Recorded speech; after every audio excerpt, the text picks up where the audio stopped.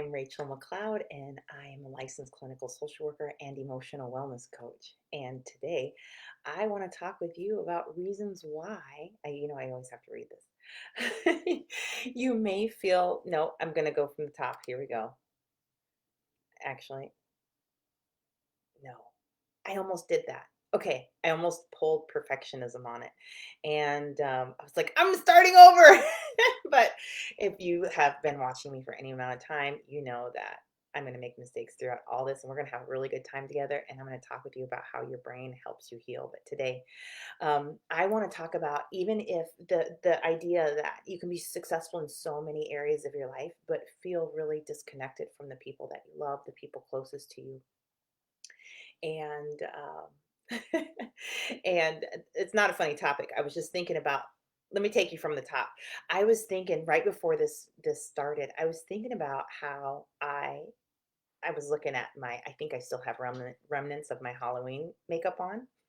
I tried to wash it off, but I was thinking about how funny it was that I like applied that makeup the fastest in my house. And we had 15 minutes and I just put this stuff on and it was fabulous. It looked awesome as far as I'm concerned.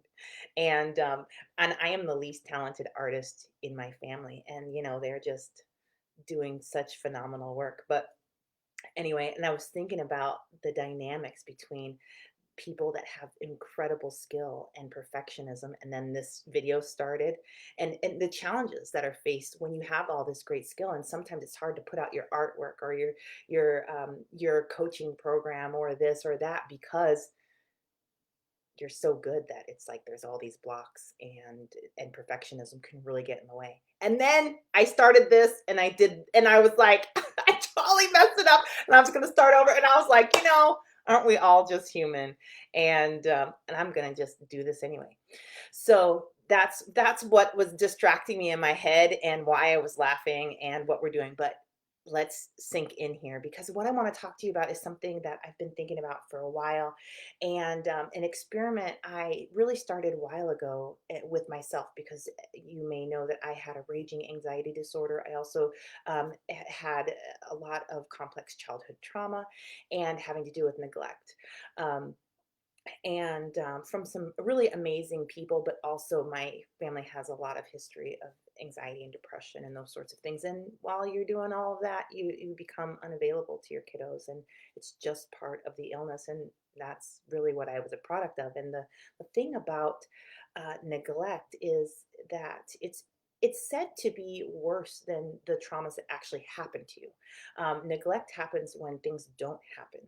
And, in looking at that, it's really sometimes I think, I don't think it's great to compare because it's really not, but it's like there's so many times when you can have such a terrible thing happen. And if you're met with resources and support and comfort, you can really work through and process those. But a lot of times, what happens is if neglect is part of your upbringing, things will happen and there's not support, or there's the opposite of support, and it's like it can just stop anything from really processing and moving through. And so and that can result in lots of trauma, traumatic stress, and it can also result, and this is something I don't think we think about a lot, but while all that stuff's present, it's like the things that were supposed to be growing in there and developing don't get to develop or grow. And so, and that's why neglect can be so challenging, is because there's things that just don't happen.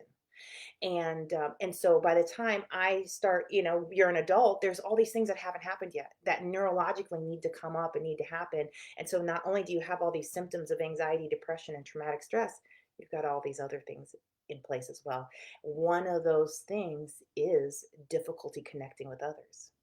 And I want to break that down a little bit, because this is an incredibly painful, heartbreaking problem that leads to isolation, loneliness, even if you are surrounded by tons of people and feeling unloved, uncared for, disconnected, unconnected with, unseen, and it's really wrapped up in all of that. And so, because this was a challenge that I really faced, and I this was one I just really dove into and wanted to deal with. And especially because as you're working through symptoms and you're eliminating one symptom after another, and you're on this personal growth path of yours, it's like you think it's like you're like, why am I still feeling so disconnected?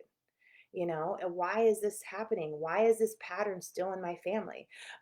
Why can't I get any closer to my kids? Why am I stuck up in my head? Why am I all up in here? And that's really what I want to talk about, because and this goes the opposite direction, but I'm talking today about why you're stuck up in your head. Okay, I still have left to explore this other, like, the other piece of this. So I'm going to give that a little bit more thoughts, and I'll share about that as well. But so many of us with anxiety, depression, and trauma disorders, or a history of those, or we've just had crazy childhoods and we were able to succeed and whip things together and really make things look really great on the outside, but on the inside we still feel this disconnection. This is a symptom of all of that. You know, this is this is what we're talking about. So we can really get stuck up in our head, and this is why I want you to understand the brain work behind this, and then I'll show you and then I'm going to tell you one strategy to resolve this, and then I'm going to show you how to do it. So let's go. Okay. Taking it from the top. Okay, so when you have an anxiety, depression, or trauma disorder, you are having symptoms of anxiety, depression, or traumatic stress because your brain is actually trying to heal itself. Okay, and that's a strange concept. A lot of us, we feel like, no, I'm having these symptoms because my brain is attacking me.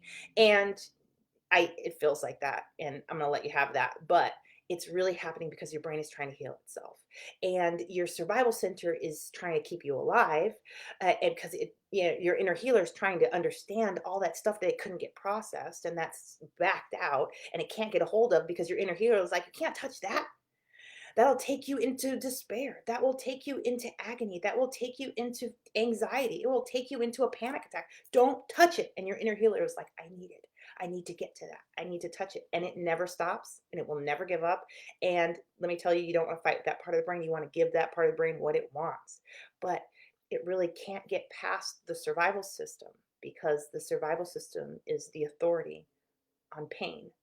And so if your inner healer wants something that is going to generate pain, the survival system is going to block it and is not going to let it process it. And that's a problem, because when it processes that stuff, that's when your inner healer is able to understand it and make sense of it and help you understand it, write new codes about it, write survival codes and subconscious codes of behavior. That's really what it does. And so, but if it can't do that, it can't help your survival system be accurate. Your survival system will just be out there reacting to all the things just to make sure we're on the good. And it's not precise and it's not accurate. It's a mess. And you can wind up being anxious and overreactive, or in a state of fight, flight, freeze, or faint for anything. And that's really frustrating because you feel like you're not in control of your life. And so your inner healer is trying to get over there. And so it's activating the survival responses. And your subconscious mind is like, I don't even know. I'm just sitting here trying to help everybody out. We have a life to build. That's what I'm doing. And it's doing that. But your inner healer and your survival system are fighting all the time. That's where you get your symptoms of anxiety, depression, and traumatic stress from. That's where you get triggered. That's where you stay in fight, flight, freeze, or faint. And that's when you're in pain. And so we have lots of tricks to avoid that. And a lot of us, if we've been able to be more and more successful, we've been able to start our businesses, advance in our careers, start families, buy homes, right? If that's where you've been, you have a lot of skills at blocking and interrupting the fight between your inner healer and your survival system. And they're so good, these skills, that you probably don't even notice them. They're written in your subconscious coding, and they happen automatically in a flash. And this is one of the frustrating pieces, because you can't find them. Well, you can find them. You absolutely can't find them. But especially just knowing they're there, me telling you this, you can find them. That's a lot of what I help people do. And that's one of the keys to unraveling this whole thing. But because a lot of the strategies to break up the fight have to do with engaging your inner healer in something else, because if you let your inner healer go, she's going right to the problems. That's where she's going. She's off. Anytime you relax or rest or stop, she thinks it's time to solve all your problems. And if you let her, she can take you to some really dark, dark places. So the more successful you are, the more you have to control that, and the more that you have to stop that. and you get good. But what happens is you start engaging this part of your brain a lot, a lot, a lot. As a matter of fact, you overthink everything, you think about everything, you intellectualize like crazy. That means you don't go into the emotion, you stay into the thought processes and you think things through. You're usually very systematic, or maybe you're more like an engineer, or maybe you've been called a robot. I've been called a robot. Um, it is what it is. I use those skills now for my good because I built those up pretty good.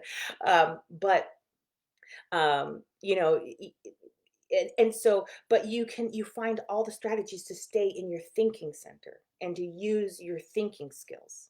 And so, but what happens here is that there's more going on in your life than just your thinking center. And so you don't really get to use the other parts. And one thing you don't get to use very well is your survival system, because it's off on a whole nother project and it's not going to get along with you very well because it's like busy defending you from all the things that are scary out there in the world that it doesn't really understand because your inner healer hasn't worked on it yet, but it just knows will cause you pain. So that's one of your teammates, and that one's out doing its own thing. You have no control of that one. You can get control of that one. That's exactly what I help women do, is learn how to work specifically and targetedly and directly with the survival system. And that's one of the ways to get the fastest results, because then your inner healer can go over there and do all the work. But if you don't have skills for that, this is not on your team. Your survival system is not on your team, and it's making you overreact, do all the things. And then you've got your subconscious mind that you want on your team. But if you don't know how to work with your subconscious mind, it's just you have to deal with and drag around and fight with your subconscious programming, probably from the time you were infant to 7, right? It's programmed by somebody else, and then miss or hit, what you've got, and then you're fighting with it. And that's one of the reasons why it's so exhausting to succeed, is because you're dragging along this subconscious programming that doesn't fit you, it doesn't fit where you're going, and it doesn't fit your life of success that you're building. And so but that's a teammate that's not really helping you, and you up in here are dragging these parts along. And then we've got your body is on your team. But if you have any, if you're, lots of us are disconnected from our body. A lot of us, our body is, our heart is racing. It's on team anxiety. Our stomach is in knots, right? We're having to do lots of things to ignore what our body is talking about, and really stay out of that as well, and try not to get that triggered. And so we end up having to walk a very rigid, narrow pathway. And this is time consuming, and we have to take care of this. And this is one of the reasons why we're disconnected, because this goes on unconsciously all day long and all night long. Some of you feel like you can't get into deep levels of sleep because your brain is going, it's just going, because your inner healer has a lot of work to do that she can't get done. And so this is one reason why, and I've got videos about that, how to work through all of this stuff, how to help your inner healer do the work she wants to do, so that you can finally relax and get some peace and become accurate. And this is a seriously important piece to self-mastery, because this is how you pull all your teammates together, and you have a team that's working together, and that makes things easier and smoother, and you have a lot to work with in your life. And that's huge. That's really, really important. And I have lots of videos on that. You can watch that. Today, I want to talk about one of your teammates that I haven't discussed yet. And that is your heart. And I want to tell you a little bit about that, because I'm not going to do corny, because I personally hated that stuff. Like, you got to live from your heart. Like, what the hell does that even mean? You know?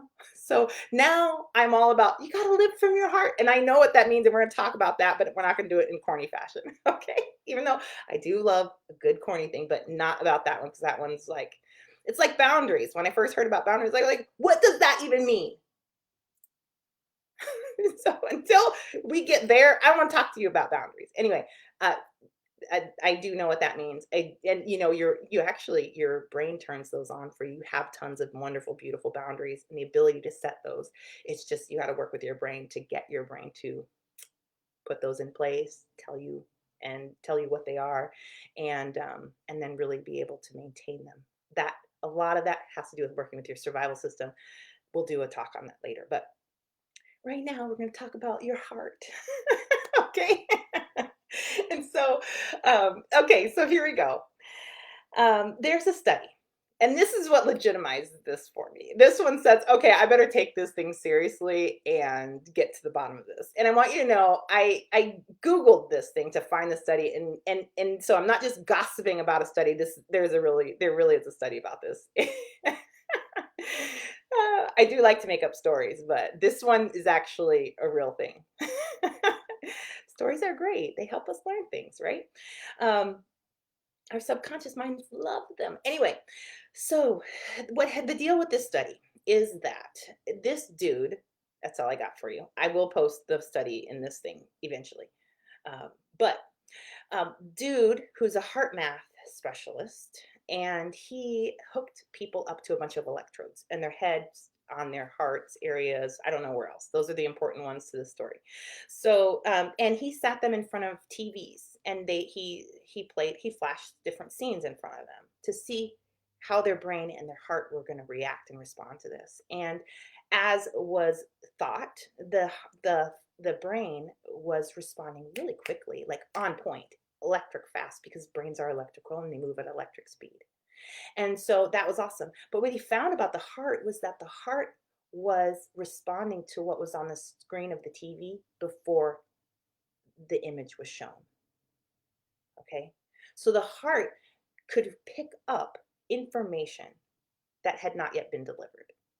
And so so he's off studying like how the heart can be like this intuitive piece or the precognition pieces that we all have, when you can finish somebody's sentence, or, all the amazing ways we have that we don't typically talk about. That's a lot of function of your heart and the field that your heart is pulling into and from. It's like the biggest energy field we have, and that we're always sitting in people's heart fields. Okay. So when I was thinking about this, I thought, sheesh, I better, I better do something about all this heart stuff, right? And so I did.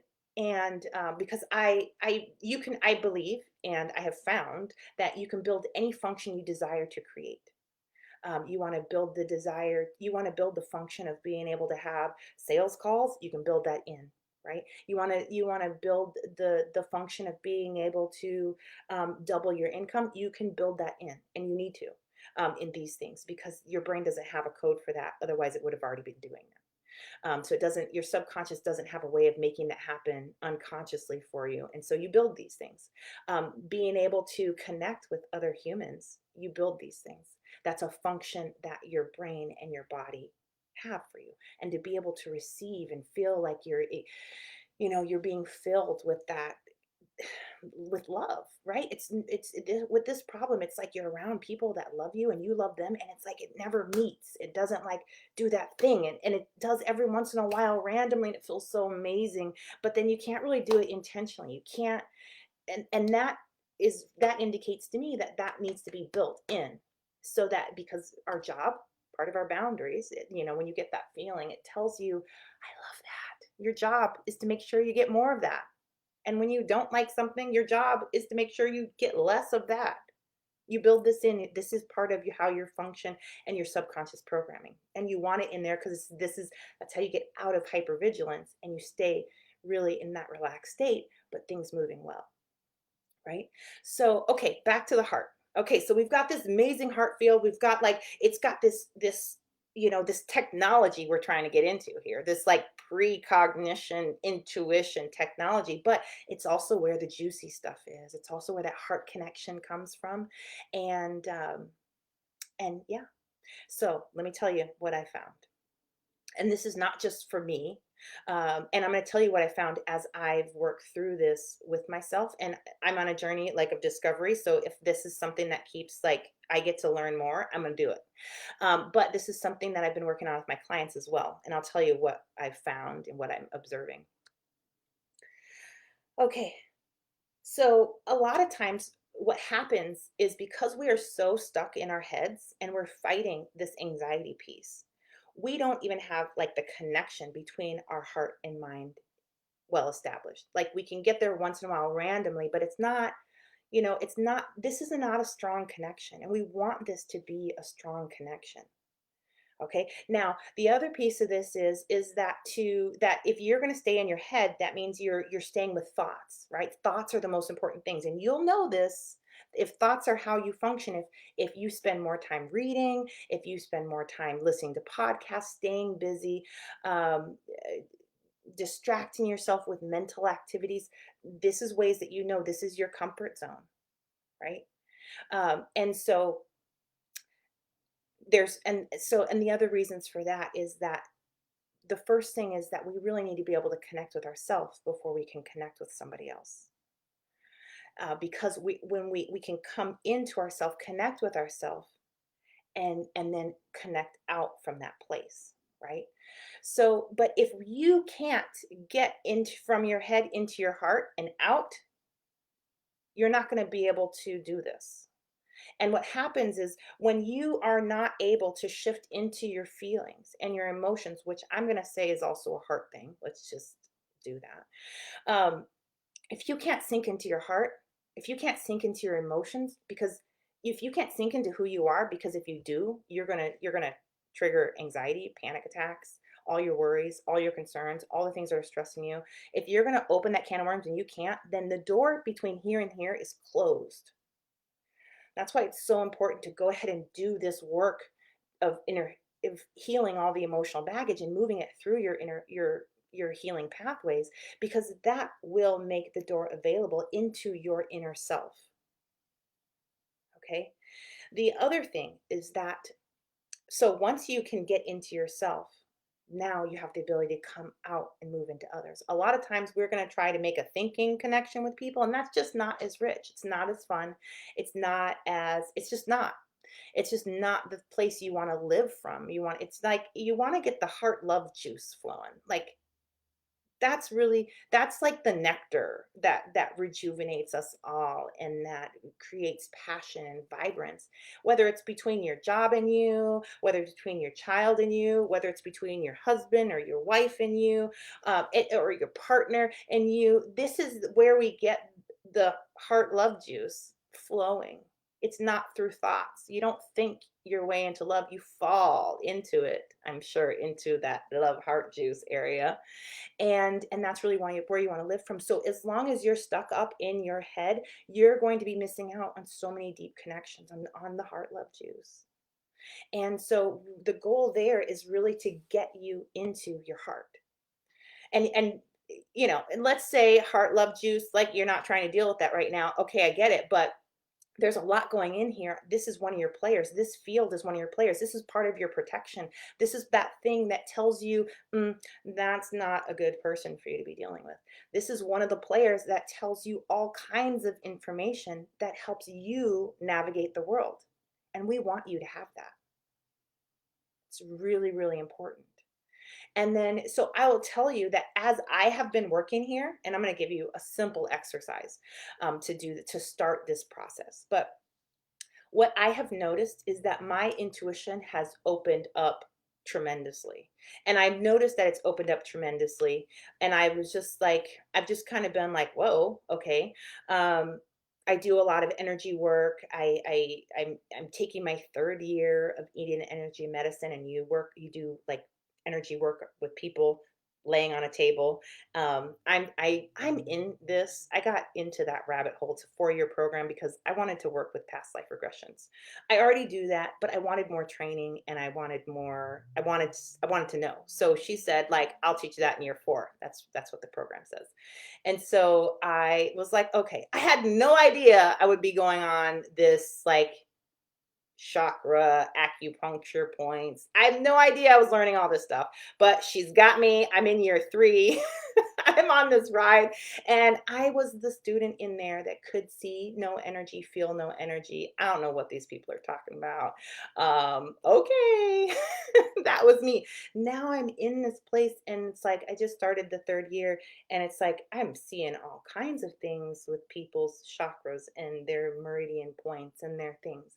And I was like, well, what happened? How does this happen? And I just kind of been talking about it with some friends, and what in the world is that all about? And then I remembered this. I've been doing this. I've been hooking up my head to my heart. I've been intentionally. Visualizing myself walking in there and sitting in my heart. What's going on here? How do you view the world from your heart? What does that even look like? What does that feel like? And there are steps, right? It's not so easy, because a lot of times, and this is some of this, hang with me here. A lot of times when you start going down, you'll run into all the reasons why you stay out of your heart. And so you'll get blocked, and sometimes you'll get bounced right back out. And you're like, oh man, I can only get here. I can't get any further. Now I'm showing you like a visual, but this is all happening mentally. And so you're running into mental blocks that route you out and that send you in different directions than where you were going. And this happens all the time. It happens to me. Sometimes I'm like, how did I get here? Hold up. I was thinking about this. And then I was like, oh, I got bounced out. Who bounced me out? Now we need to have a conversation. Why? What's going on? It's a subconscious code. It's a subconscious program to protect me and keep me safe and out of danger. And apparently it's very dangerous to be feeling things, right? And if you had trauma or disappointments or embarrassment or shame, it it is painful to be feeling those things. And your brain is so fabulous, it will help you never feel that stuff again. But if you don't get to choose one emotion or three emotions that you never feel again, if you choose three that you're never going to feel again or one, all of them become diminished. You lose connection with all of them.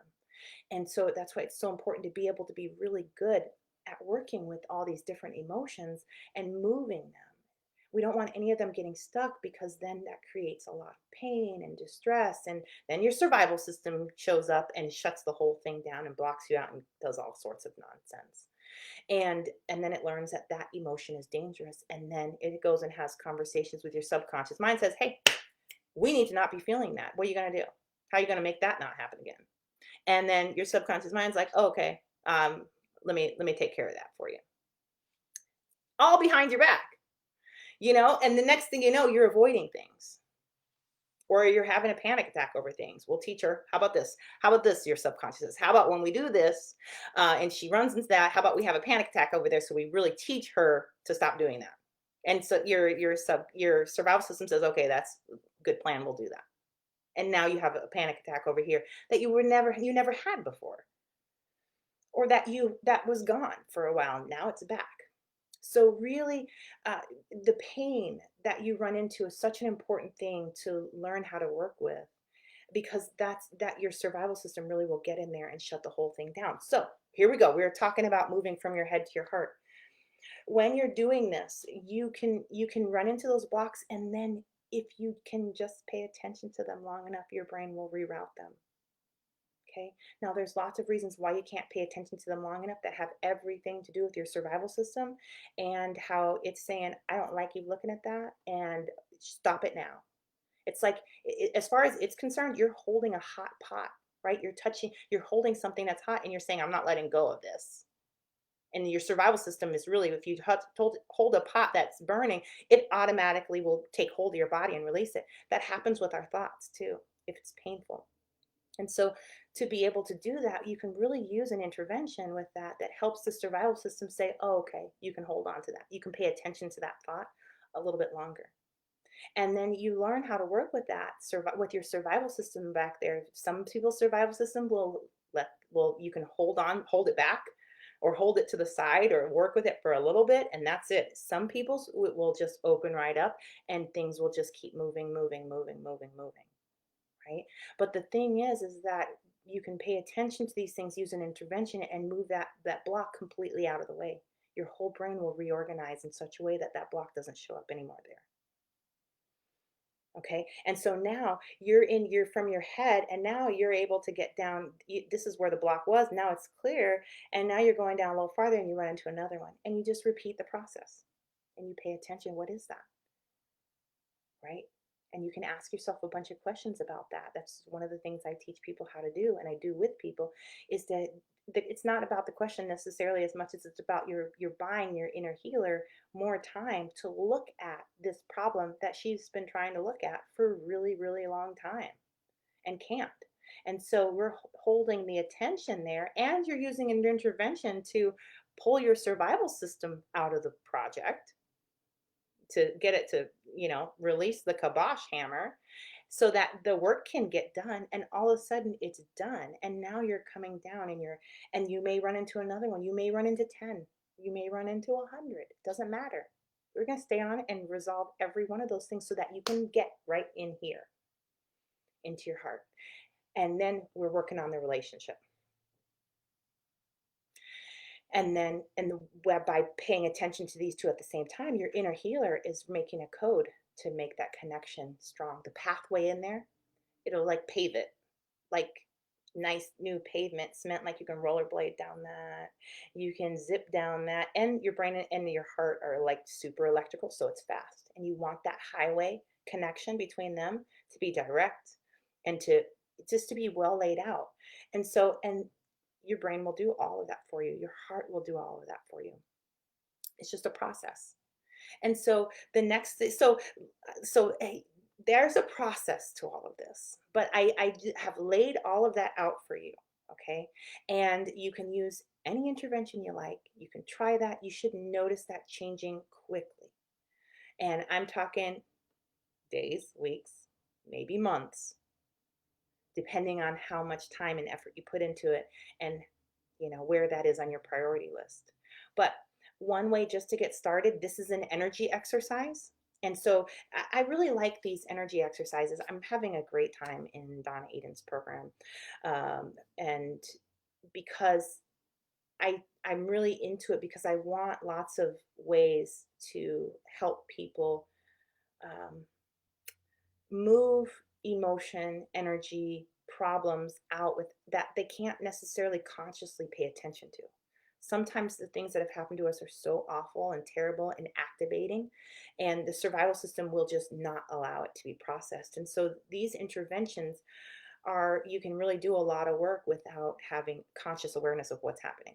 Now, I will tell you that drives me nuts because when I work with people and when I work with my own brain, I want to know exactly what's happening.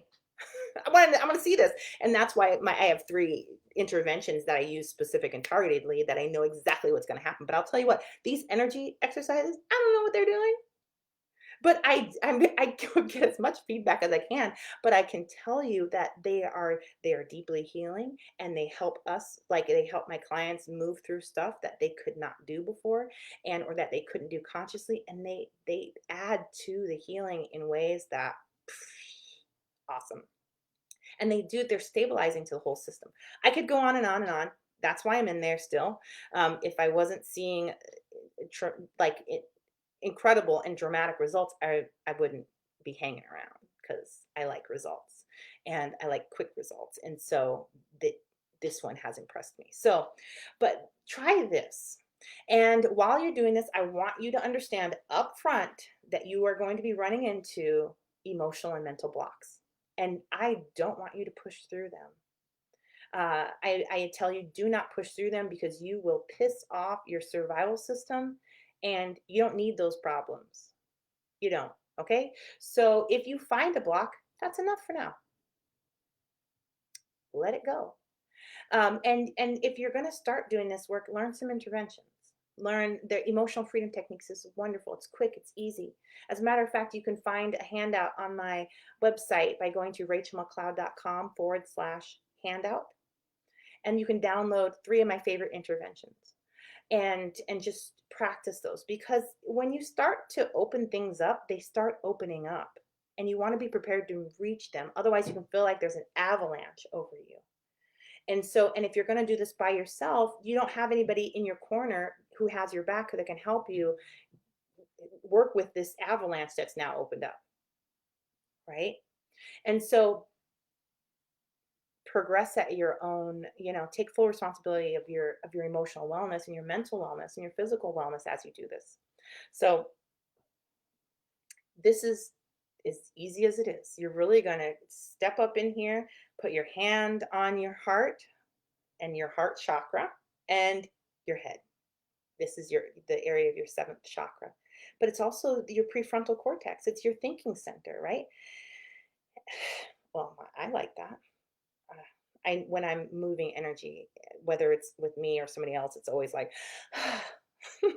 So anyway, pay attention to your body as you're doing these things because you're going to learn how your system works and it's different than anybody else's. So you're just going to hold here. And this is a way, number one, you're paying attention to two parts of your body at the same time. And you're hopefully you're being curious what's going on there. But if you sense that being in your heart is painful, don't even go there. Just hold your hands here, leave it alone. Don't even think about it, you know?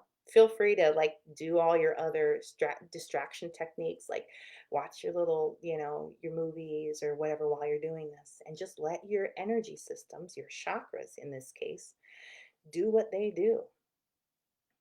Okay. And see what happens. You're going to find things. You're going to notice things. You're going to notice where you start opening, where you're contracting. Those are those are specific and direct clues where you need to do more work. If you're opening up, roll with it, enjoy. But once you hit something that's painful or makes you contract or makes you withdraw, you found something that you really want to work on. Okay? So I hope begins a good conversation. This was a lot of information and stuff I'm super passionate about, and I feel like our language doesn't really have a lot of words for. So I'm thrilled you sat with me for this long and that you hopefully you got something. If you have questions about this or you want to, you're welcome to PM me. We can talk about it. You can ask questions here. This is one of the aspects that I teach and that I teach people who go through my 8-week program. And my 8-week program is for women who have had lots of success, but are still having daily symptoms of anxiety. And so they're limited in their ability to be able to enjoy that success or even move into their next levels of expansion. And so this program is for that, is to get you through. You've built a beautiful life and you want to be able to enjoy it. And so let's get you through those anxiety symptoms and eliminate one after the other. So, and if you would like more information about that, go ahead and send me a message. And we'll talk about it. It's a very intensive 8-week program. And because I'm the kind of gal that likes to hit things and quit it, hit it and quit it, projects like this. And so I really bring that in this so that you can get the tools and the strategies you need to go to eliminate symptom after symptom and deeper and deeper and deeper, and also build in the functions that you want to see happen in your life, like deeper connection, joy, the ability to soothe and to reassure yourself, to be able to work with that survival center and your subconscious mind. So we accomplish all of that in 8 weeks. Actually, it's a lot. It's awesome. And when I say it's a lot, I mean that in the best way because that can be overwhelming. But if you're overwhelmed, okay, just think about that for a while. But in the program, I walk you through and guide you and coach you through and support you through 112 hours of specific and targeted brain work. This is a program that we're going to really help your inner healer do all the work she wants to do in that time frame, and she's got a lot. And that means you get to throw off all this emotional baggage and you get to watch her do it. And then while you're doing that, you get to learn how to work with your brain powerfully, your subconscious mind, your conscious mind, your survival center, to get the results that you want and to learn about yourself and reconnect deeply with yourself. And so I could go on and on talking about that, but I love it. It's because it's so fun and it's so empowering, because it's like if you've had anxiety, depression, traumatic stress, you're so used to running from your brain. Like it's a terrorist, right? It's like anytime you set it off or run into it, it can really be excruciating and agonizing and just agony producing. But all of a sudden, when you have tools, all of a sudden you're leaning into it. You're like, how can I help? Or come at me, symptoms, let's do this. And the next thing you know, you're back in your life and you're really on the offensive and you're going after creating whatever you want with yourself, which is incredibly powerful. And it's just empowering. It's a whole different shift. And it can absolutely happen. So that is me for today. And we've been on together for about 40 minutes. Thank you. I love this topic. This is one of my newest jams at the moment. It's what I'm exploring. And yeah, so thanks for letting me share that with you. And talk to you later. Take care.